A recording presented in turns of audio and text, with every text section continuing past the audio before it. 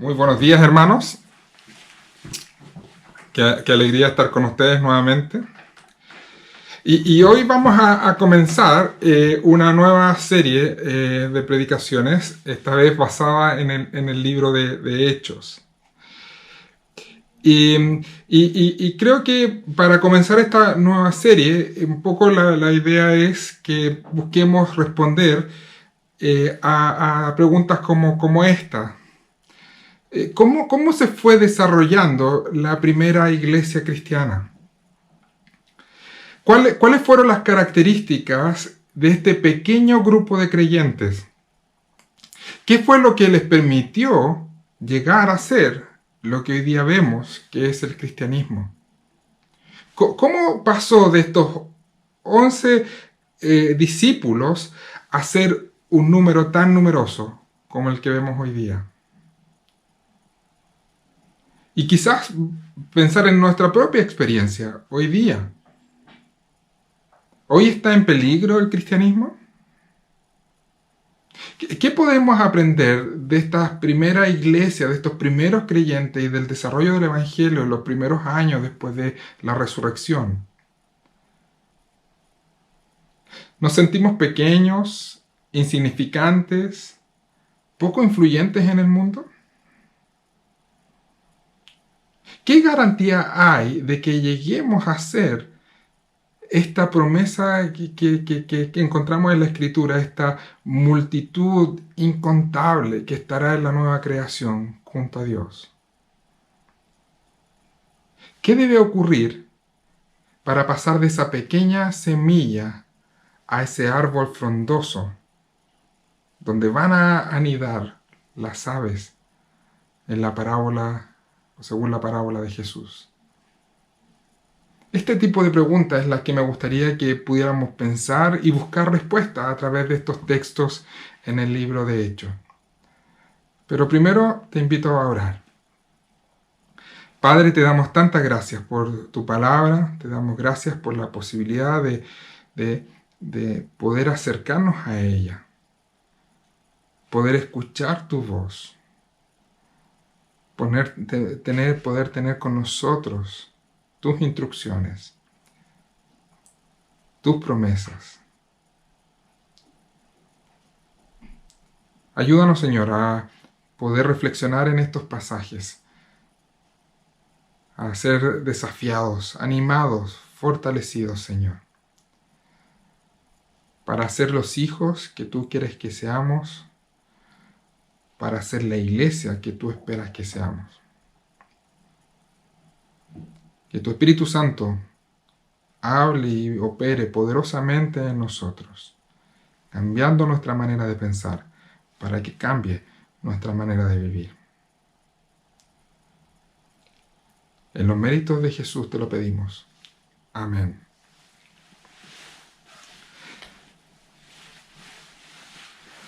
El Evangelio, el libro de Hechos está unido al Evangelio de Lucas. Son dos libros escritos por el mismo autor, Lucas.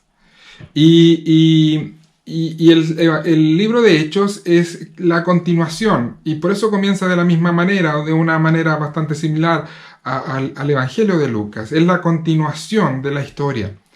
Es la continuación de lo que Jesús hizo. Pero esta vez en el libro de Hechos es lo que Jesús hizo a través de los discípulos, los que fueron llenos del Espíritu Santo. En ambos, en el Evangelio y en el libro de Hechos, el tema central es el reino de Dios,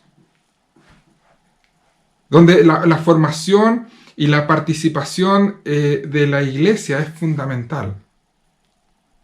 Cuando la Biblia habla del reino de Dios, especialmente cuando el Nuevo Testamento habla del reino de Dios, siempre hay tres conceptos que están ahí involucrados.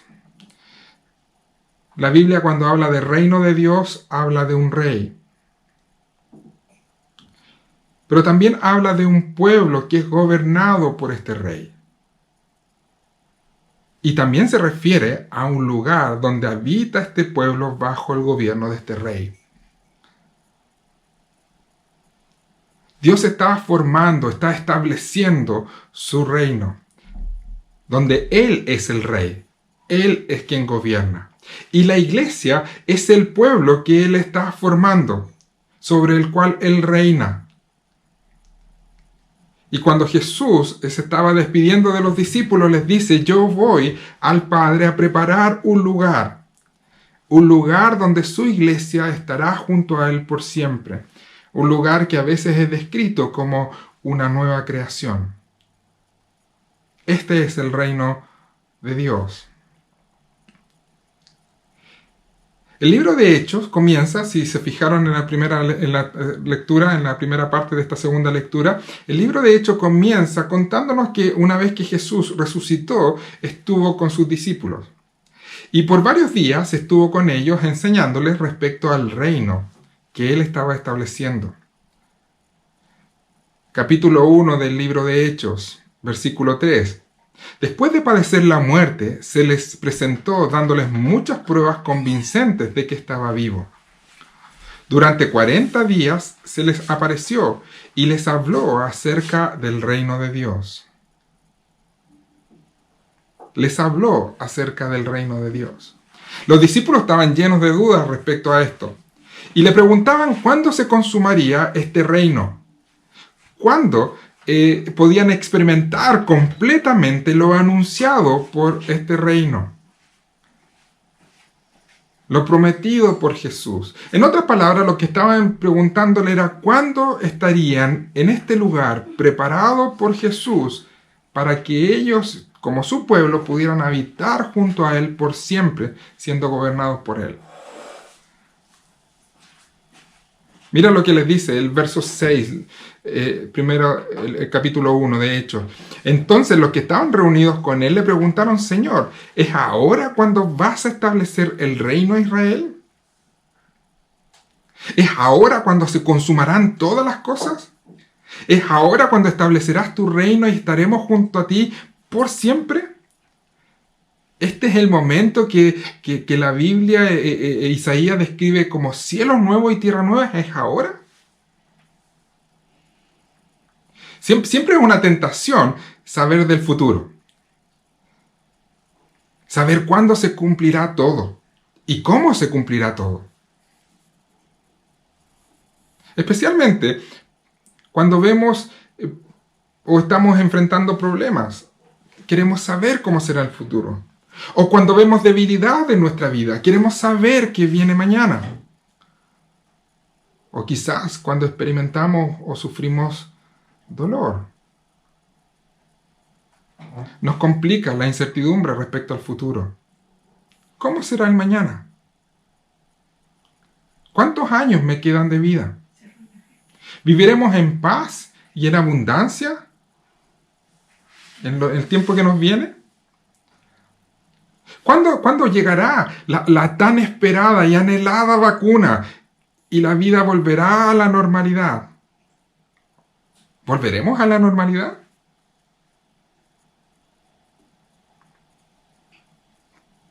Todos queremos saber respecto al futuro y especialmente respecto a aquellas promesas que Dios ha hecho a su pueblo. ¿Cuándo se cumplirán todas estas promesas maravillosas que Dios ha prometido? Estas son las preguntas que tienen los discípulos ahí con Jesús y Jesús hablándoles del reino de Dios. Sin embargo, la respuesta de Jesús frente a las dudas de los discípulos también es muy interesante. Miren lo que dice versículos 7 y 8 del capítulo 1. No les toca a ustedes conocer la hora ni el momento determinados por la autoridad misma del Padre, les contestó Jesús. Pero cuando venga el Espíritu Santo, sobre ustedes recibirán poder y serán mis testigos tanto en Jerusalén como en toda Judea y Samaria hasta los confines de la tierra. Jesús les dice el saber cuándo no es lo que les debe importar, sino lo que deben hacer mientras esperan ese cumplimiento. El momento en que Dios establezca plenamente su reino es algo que le pertenece solo a Él. Sin embargo, les dice Jesús, ustedes tendrán la tarea de ser mis testigos en este mundo. La idea es que los discípulos deberán ir al mundo y hablar con las personas y invitar a las personas a volverse a Dios, a creer en Jesús. Deben escuchar el Evangelio para que pongan su fe en Jesús y la obra que Él llevó a cabo en la cruz. Deben escuchar el Evangelio para que se arrepientan y crean y encuentren salvación. La manera en que Dios irá formando este pueblo que es parte del plan de su reino, del establecimiento de su reino, es por medio del testimonio de estos discípulos. La tarea no era nada pequeña. Deben llevar el mensaje de Jesús, dar testimonio de Cristo a todos los lugares, a todo rincón del mundo.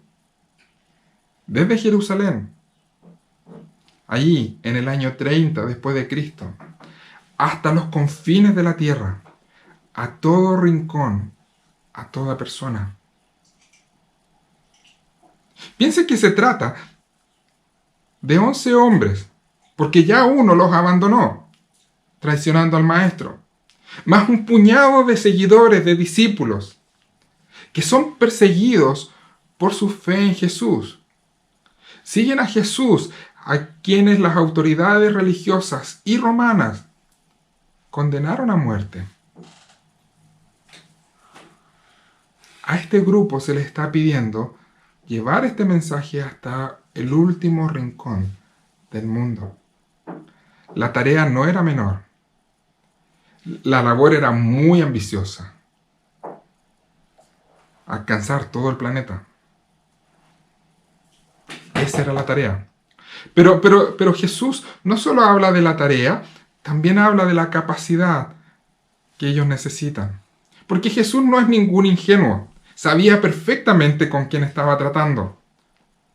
Es más, su venida a este mundo se debía precisamente a nuestra debilidad. No estaba autoengañándose.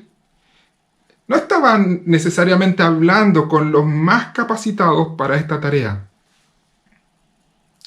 Este grupo al cual él había llamado no habían sido el resultado de un casting de expertos comunicacionales. No fueron escogidos por sus capacidades comunicacionales. No eran influencers.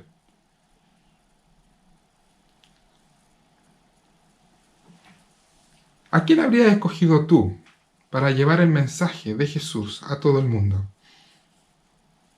¿Qué cualidades, qué características habrías buscado tú si hubiese sido tu responsabilidad escoger? Jesús escogió a pescadores,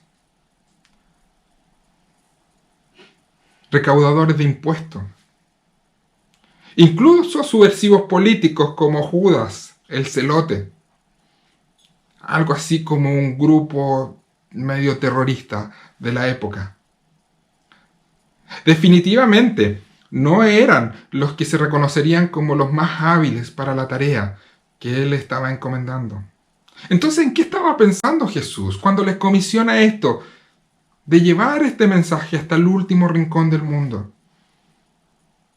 Definitivamente no estaba pensando en las habilidades de este grupo. No estaba pensando en enviarles solos al mundo, sino que Dios mismo iría con ellos. Versículo 8 del capítulo 1. Pero cuando venga el Espíritu Santo sobre ustedes, recibirán poder y serán mis testigos, tanto en Jerusalén como en toda Judea y Samaria, hasta los confines de la tierra. Cuando venga el Espíritu Santo sobre ustedes, recibirán poder y serán mis testigos. Dentro del plan de Dios siempre estuvo el don del Espíritu Santo para capacitarles. Dios había considerado llevar a cabo esta tarea de extender su reino a través del testimonio de su pueblo, siendo llevado al mundo, pero no basándose en las capacidades de ellos o en las fuerzas de aquellos que salvaría, sino que Él mismo les capacitaría, les empoderaría con el Espíritu Santo. De esto estaba hablando Jesús. De esto hablaban los profetas en el Antiguo Testamento, cuando el día del Señor llegara. cuando la salvación llegara, cuando el reino de Dios se estableciera. En Ezequiel 36 encontramos lo siguiente: los sacaré de entre las naciones, los reuniré de entre todos los pueblos y los haré regresar a su propia tierra. Los rociaré de agua pura y quedarán purificados. Los limpiaré de todas sus impurezas e idolatría y les daré un nuevo corazón.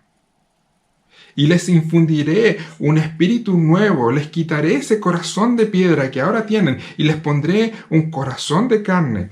Infundiré mi espíritu en ustedes y haré que sigan mis preceptos y obedezcan mis leyes. Esto era lo que Dios había prometido. En el sermón que dio en Pentecostés, un poco después, en el capítulo 2 de Hechos, Pedro habla de lo mismo, diciendo que lo que está ocurriendo es lo que había profetizado Joel. Esto es lo que estaba comenzando a suceder en Pentecostés, que Dios estaba cumpliendo con aquello que había prometido y estaba enviando su Espíritu Santo, capacitándoles a quienes no tenían fuerza ni poder para llevar a cabo esta tarea tan increíble que Jesús estaba dándoles. En el capítulo 2, versículo 1 al 4, cuando llegó el día de Pentecostés, estaban todos juntos en el mismo lugar y de repente vino del cielo un ruido como una violenta ráfaga de viento y llenó toda la casa donde estaban reunidos. Se les aparecieron entonces unas lenguas como de fuego que se repartieron y se posaron sobre cada uno de ellos. Todos fueron llenos del Espíritu Santo y comenzaron a hablar en diferentes lenguas según el Espíritu les concedía expresarse. Se les dio el Espíritu Santo para que pudieran llevar a cabo la tarea de ser testigos de Jesús al mundo. La tarea era difícil, en realidad era imposible para ellos, pero Dios les capacitaría. El Espíritu Santo vendría sobre ellos, habitaría en ellos y podrían ser sus testigos hasta el último rincón del mundo. Recibieron poder de lo alto para proclamar la verdad del Evangelio, para llamar a todas las personas a la fe y al arrepentimiento. Dieron testimonio de Jesús, de su obra, a todos los que estaban allí y les rodeaban. Pudieron hacerlo porque Dios les había capacitado para esta tarea. Pero Lucas no solo nos habla de la tarea y de la capacitación que Dios les dio, de la capacidad que Dios les otorgó para poder llevarla a cabo. También Lucas habla del resultado. Porque nos relata que aquellos que estaban ahí recibieron este mensaje y nos dice cómo fue recibido. Todos aquellos que escucharon. Estaban en Jerusalén en medio de una fiesta muy importante para los judíos, la fiesta de Pentecostés. Era algo que tradicionalmente habían festejado por muchos años. Todos los judíos, una vez al año, se juntaban en Jerusalén para celebrar esta fiesta. Muchos viajaban de diferentes lugares, de todo el imperio, a Jerusalén para festejar. Judíos repartidos por todos lados. Así que en aquellos días había más personas que lo común en la ciudad de Jerusalén. Mira cómo nos describe Lucas, Hechos 2, versos 5. Estaban de visita en Jerusalén judíos piadosos procedentes de todas las naciones de la tierra. Nos dice el versículo 5. Versículo 11. Todos por igual los oímos proclamar en nuestra propia lengua las maravillas de Dios. Estaban muy sorprendidos todos los que estaban allí, escuchándoles en su propia lengua materna. Les escuchaban hablar de las maravillas de Dios, lo que Dios había hecho a través de Jesús, el Hijo de Dios haciéndose hombre. Esto les llevó a preguntarse qué estaba pasando. Esto no es lo mismo que pasaba todos los años anteriores. Algo distinto Dios está haciendo hoy a través de estos hombres, de estos testigos. Lo que finalmente llevó a que Pedro tomara la palabra y predicara claramente el Evangelio, haciendo un claro llamado a la fe y al arrepentimiento a todos aquellos que estaban escuchándole ese día. Les explicó que lo que estaba ocurriendo era la llegada del reino de Dios, este reino de Dios prometido, y que lo que estaban viendo y viendo que otros experimentaban era la venida del Espíritu Santo prometido, que anunciaba que la salvación de Dios había llegado. En el verso 38 del capítulo 2 les dice Pedro: arrepiéntanse y bautícese en cada uno en el nombre de Jesucristo para el perdón de los pecados, y recibirán el don del Espíritu Santo. En el verso 41 les dice: así pues, los que recibieron su mensaje fueron bautizados, y aquel día se unieron a la iglesia unas 3,000 personas.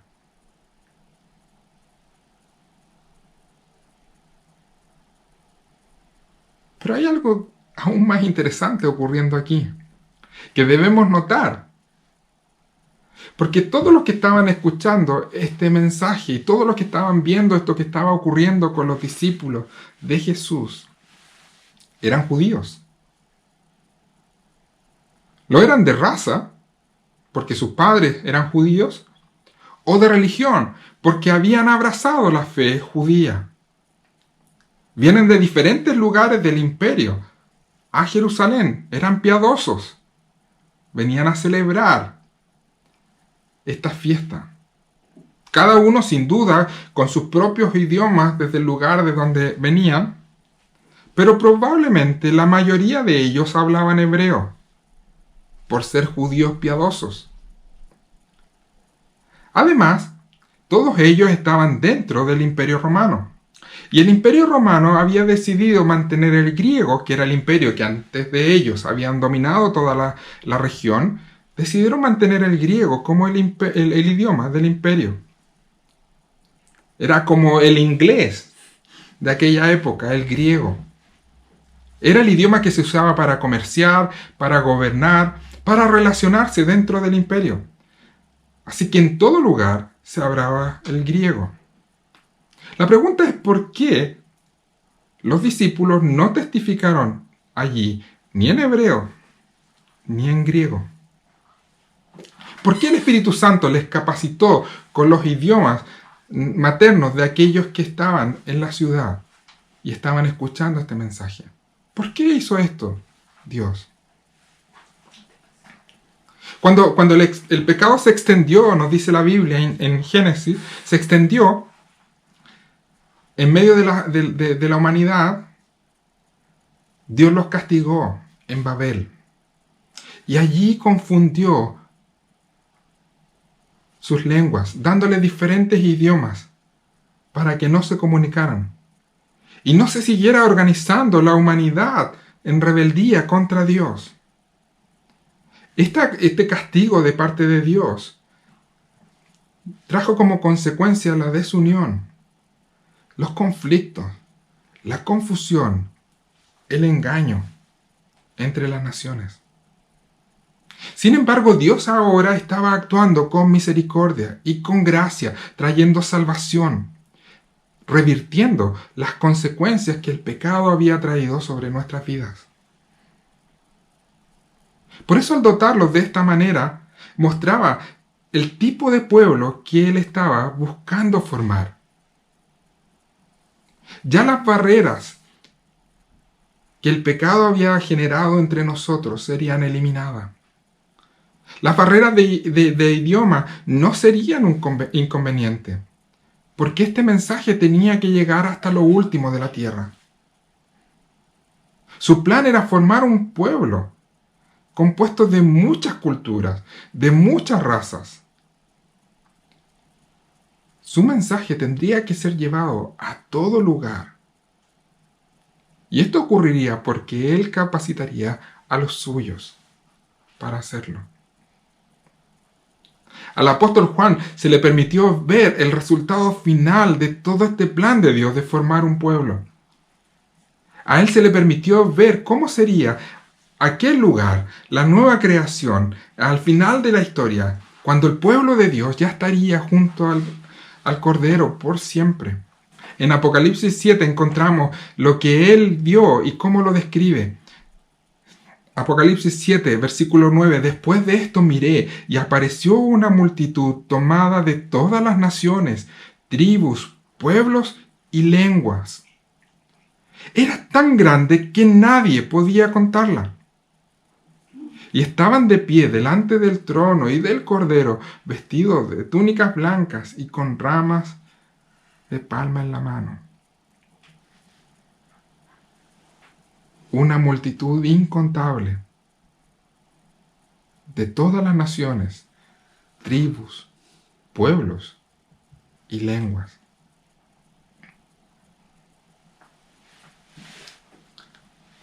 Hechos 1 y 2 nos muestra cómo comienza el plan de Dios de formar y establecer su reino, formando su pueblo, llamando a su iglesia. Nos muestra cómo un puñado de débiles discípulos recibieron una tarea imposible para ellos en sus fuerzas, pero no imposible para Dios y su poder. La tarea era llevar el mensaje del Evangelio, el mensaje que a través de Jesús es posible encontrar salvación. Debían llevar este mensaje a toda criatura, a todo lugar en el mundo. Sin duda, ellos pudieron haberse sentido completamente incapaces y carentes de poder cumplir con esta tarea. Pero Dios les dice, no se preocupen, yo les voy a dar mi espíritu. Y Él les capacitará, les empoderará. Y Dios cumplió. Recibieron poder de lo alto para ser sus testigos en el mundo. Pero esa tarea no era solo para ellos. Era la tarea para todos nosotros. Para todos aquellos que somos parte de su iglesia. Para todos aquellos que no hemos vuelto a Dios y que hemos recibido salvación por gracia, por la fe en Jesús. Todos nosotros tenemos esta tarea de ser sus testigos al mundo. Todos hemos recibido el Espíritu Santo. El mismo poder que recibieron los primeros discípulos, tú y yo lo hemos recibido para poder hacerlo.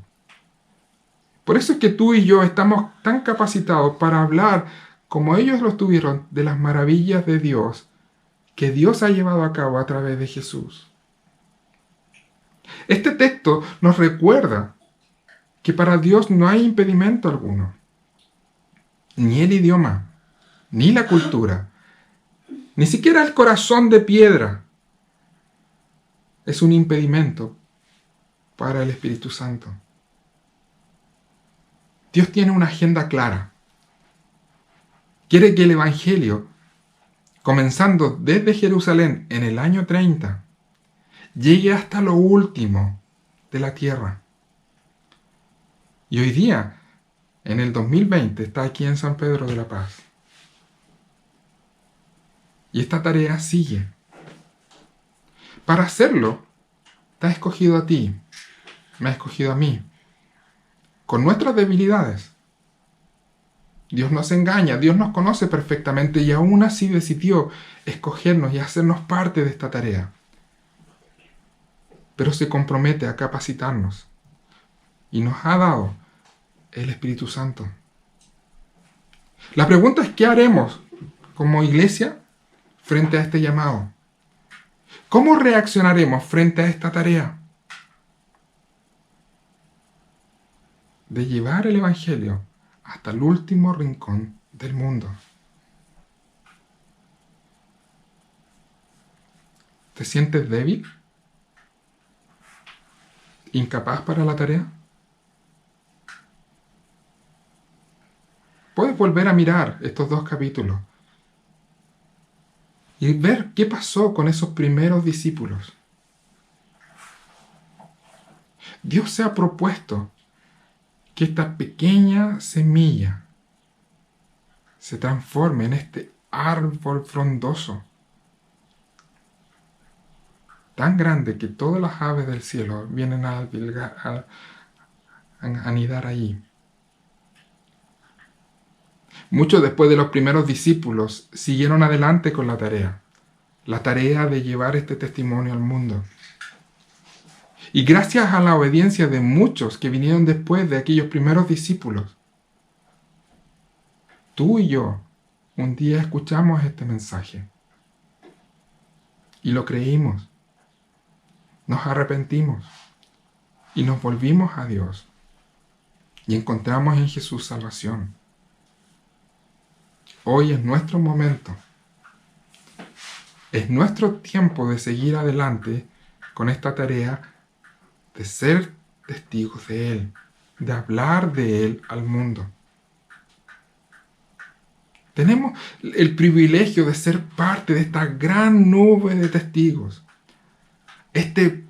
parte de este pueblo incontable que un día estará junto al Cordero en la nueva creación por siempre.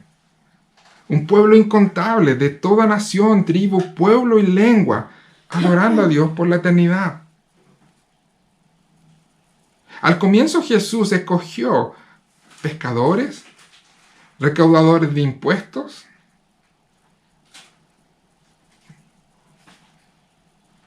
hoy sigue llamando a muchas personas a seguir adelante con esta tarea.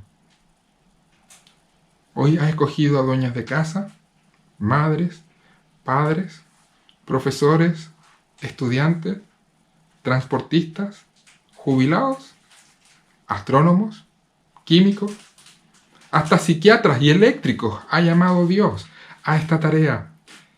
Y a pesar de sus debilidades, Dios les ha dicho y nos ha dicho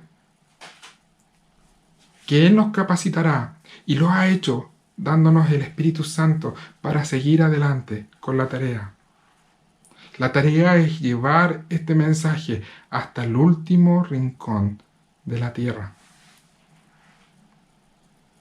Siempre me pregunté si cuando Jesús decía hasta el último rincón de la tierra, ¿estaría pensando en Chile?